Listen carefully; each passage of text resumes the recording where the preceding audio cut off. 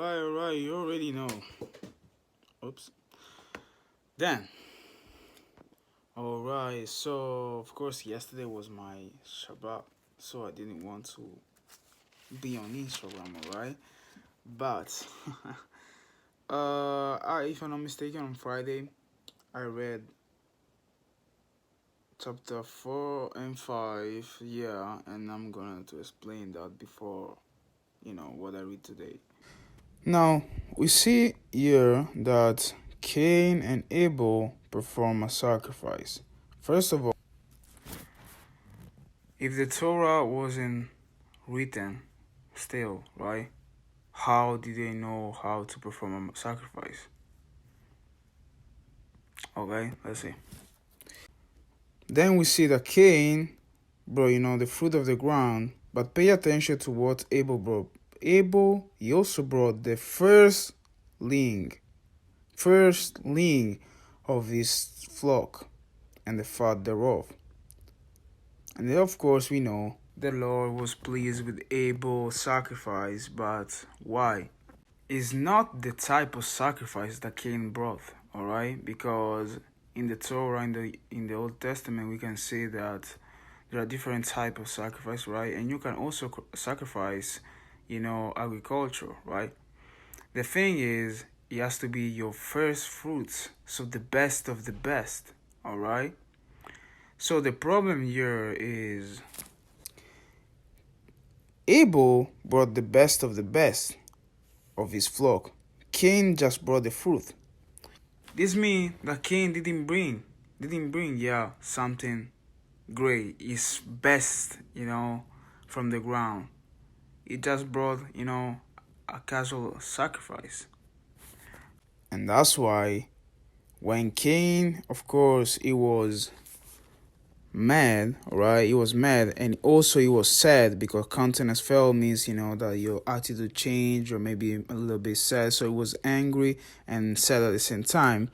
The Lord said to Cain, "Why are you mad, man? And why are you so sad?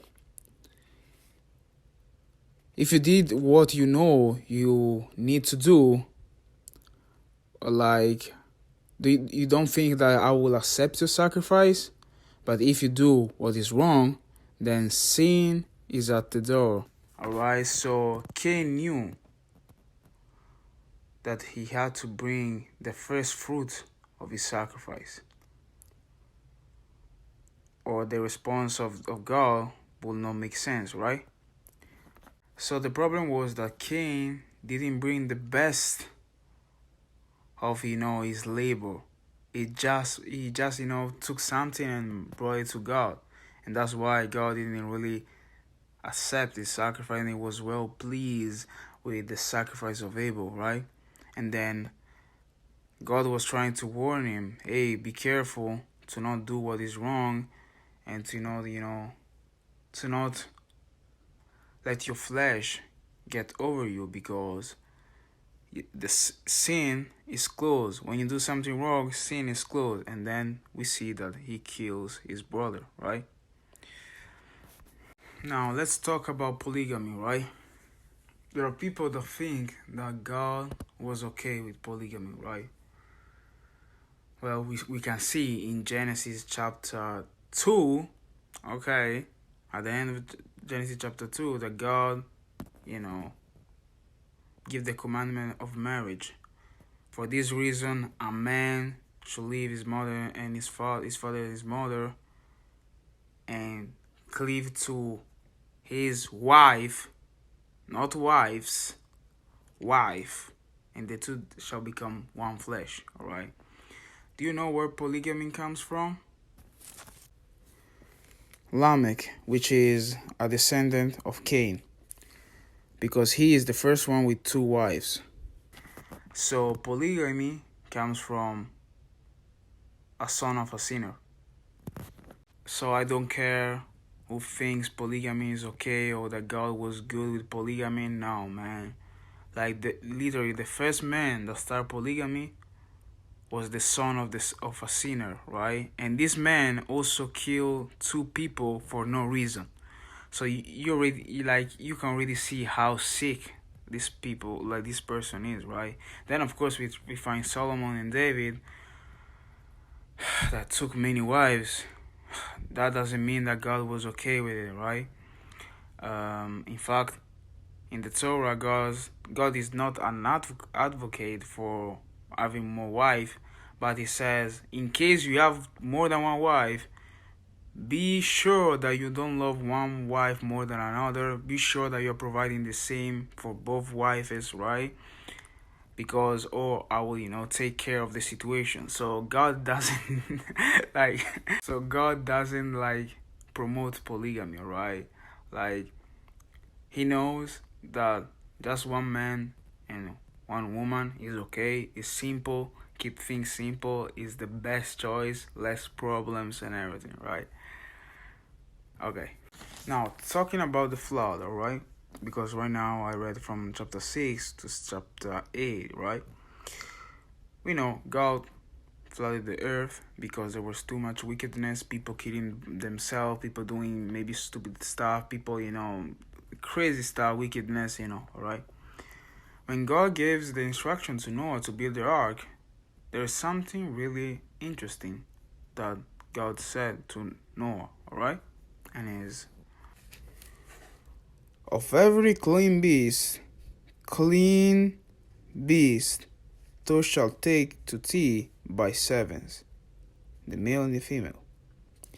And of the beasts that are not clean, by two, the male and his female.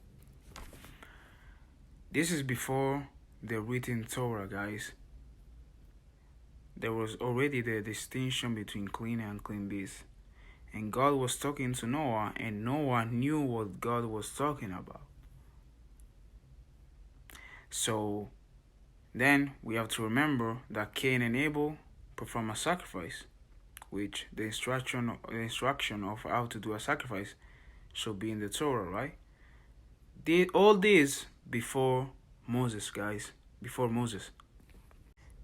We see that when Noah gets off of the ark, right, he built an altar and took of every clean beast and of every clean fowl and offered burnt offerings on the altar.